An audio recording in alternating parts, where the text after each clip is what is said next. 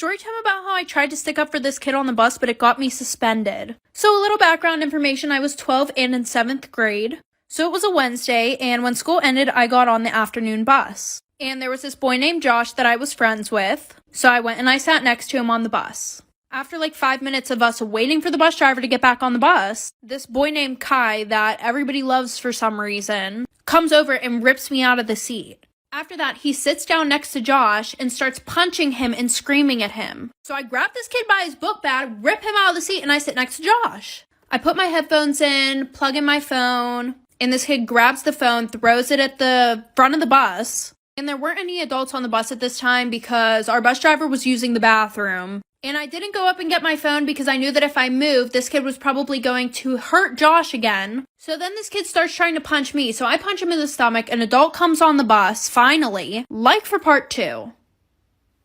Part 2 about how I got suspended for trying to stick up for some kid on the bus. So like I said, this kid is starting to try to punch me. So I punch him in the stomach. Finally, an adult gets on the bus. She yells at us to all sit down. And by the way, all the little fucking 12-year-olds had their phones out recording what was happening. So they look at the cameras, they were interviewing some of the kids, and Josh's sister comes up to me, and I was like, oh, shit.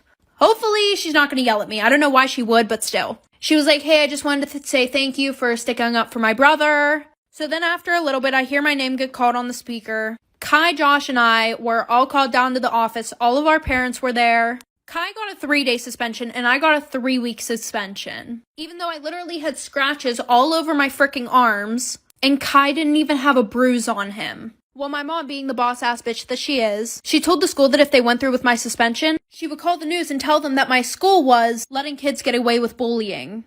Story time about why my best friend cut me off. So a little background information, I was 24 and I had a full-time job as a nurse, and I had been best friends with this girl since we were in 7th grade. As soon as she turned 21, she got married, had a kid, and just like any young tragic love story, her boyfriend, who was way older than her, left her for some girl who just turned 18. So I ended up letting her move in with me. She had too much pride to go back to her mom's house. I ended up kicking her out of my house though, because she would have random guys over 24/7, and she would smoke you know what in my house. So I had the cops called on me 24/7 because my neighbors could smell it. So fast forward to now, she's living with her mom. Her and I got over that fight, and she decided that she wanted to go to college. I was so proud of her, but she asked me if I could watch her kid when she had to go into school because she was doing mostly online. So of course I said yes, I wanted her to succeed. Like for part 2.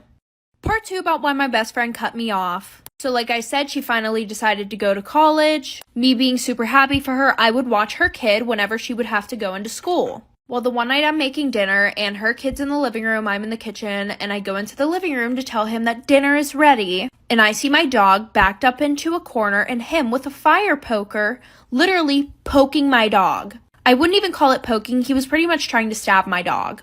My dog has its ears back, it's shaking with anxiety. So I go over and I rip it out of his hands and I smack his fingers. And I tell him, we do not do that to the dog. Like, what is wrong with you? So my friend comes, picks him up. A few days later, she comes to drop him off again. And she says, hey, can I talk to you? I already knew what it was about, so I was expecting this. She was like, Gavin told me that you hit him last time he was here. And I was like, yeah, he pretty much was stabbing my dog.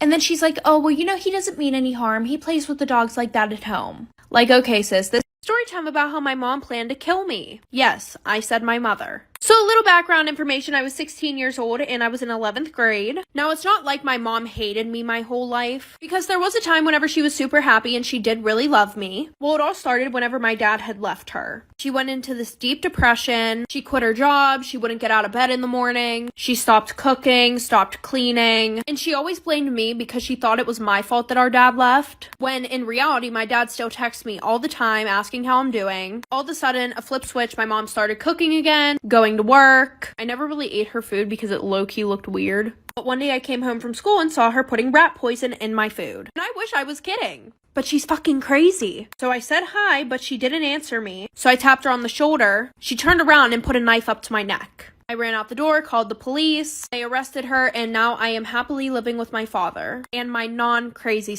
Story time about the girl who left me unconscious in the girls' bathroom. So a little background information. I was pretty young at the time. I was in 7th grade and I was 11 years old. And there was this girl who we're gonna call Jenna. Jenna hated me for absolutely no fucking reason. She would bully me because I had red hair, and she would text me literally every day at the same time, telling me to off myself, and how I was weird and how nobody liked me. One day she randomly started being nice to me. She sat with me at lunch and her water bottle was empty, and she asked if I needed mine filled up too. Stupidly, I said yes. Well, she ended up putting drugs in my water bottle. After like 20 minutes, I started feeling sick, so I went to the bathroom, and I was kneeling over the toilet when everything went black. Well, when I didn't come back from the bathroom, my teacher got worried, so she sent security looking for me. They were banging on my stall. Obviously, I was fucking unconscious, so I didn't answer. So then they called the fire department, the police, the ambulance were all there. Like for part 2 about the girl who left me unconscious in the girls' bathroom. So like I said, the fire department was there, the police, the ambulance. They called the fire department because they couldn't get the door off. And when they removed it, it fell on me. So I was injured and unconscious. And just a little background information on this girl,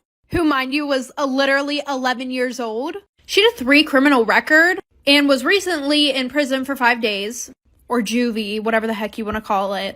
Because she brought a knife to school and tried to stab some kid who had called her fat the day before. Anyways, back to the story. I wake up 4 days later. My mom's sitting next to me. They put Abby in jail for 13 years for suspicion of attempted murder, and she was kicked out of school. And now I'm homeschooled and failing all my classes. I now have seizures because of the drugs that she gave me. So yeah.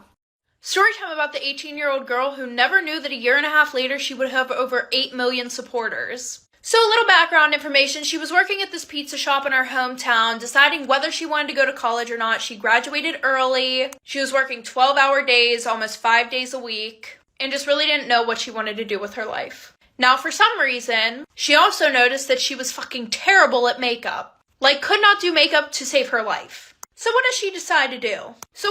She decides to share this with the few followers that she has on TikTok. So she found somebody else's sound, she did her makeup to it, and she decided that she was going to keep doing this until she got better at doing her makeup. So she does her makeup at 4 in the morning, goes to sleep at 6, wakes up at 11 to go to work. While she's at work, she opens her phone, goes on TikTok, and realizes that her video got over 700,000 likes. Now, at first she thought that she was just going to do this and she was most likely going to forget about it, maybe come back in a month and do it one more time. But this motivated her to keep doing it. So she found another sound, did it again. Then she ran out of sounds to use, so she started telling her own story times.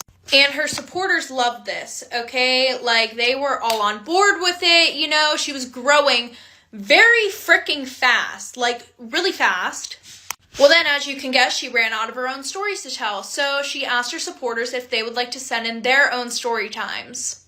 What do you know, a shit ton of her supporters flooded her DMs with story times, the craziest ones you can imagine. So then what does she do? She calls it Story Time from Anonymous. Now obviously you know this girl is me, I'm not gonna lie, you know, but I just wanted to sit here and say thank you guys so much for 8 million supporters. I never imagined this would be me in my life, you know, like I always thought that I was gonna go off to college and be a teacher or something like that, you know. But I love what I do on here, and I love filming content for you guys. No, this is not the story time for the week. I'm going to be filming a story time for tomorrow.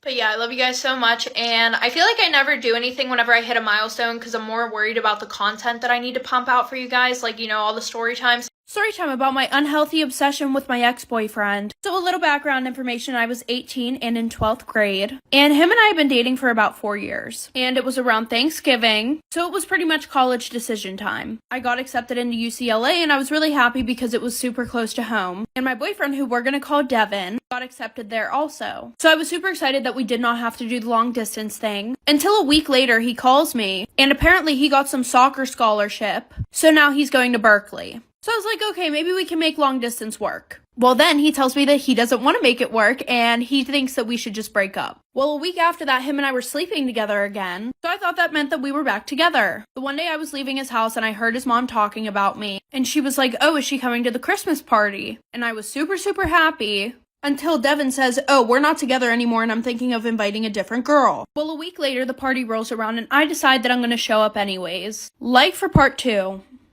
Part 2 about my unhealthy obsession with my ex-boyfriend. So like I said, he thought that he was bringing some random girl to his Christmas party, and I decided that I was going to show up there anyways. So I'm sitting in the car outside of his house the day of the Christmas party, pretty much just giving myself a little pep talk. Eventually I go up, I knock on the door, his dad answers, gives me a big hug, and tells me that he's downstairs with all of his cousins playing the video game. So I go downstairs, and as soon as I get down the stairs, all of his cousins look at me, and they give me the look of like, oh shit, she is not supposed to be here right now. And then I see the bathroom door closed with the light on. So I walk over, open the door, and what do I see? A girl from our school giving my boyfriend head. Well, my ex-boyfriend, but still, he was my boyfriend. So I didn't even give her time to get up before I started wailing on her. Few punches and kicks later, my boyfriend starts screaming in pain. After that, I got kicked out of the house, and I had to pay some medical bills because she bit my boyfriend. And I'm still on probation for beating her ass.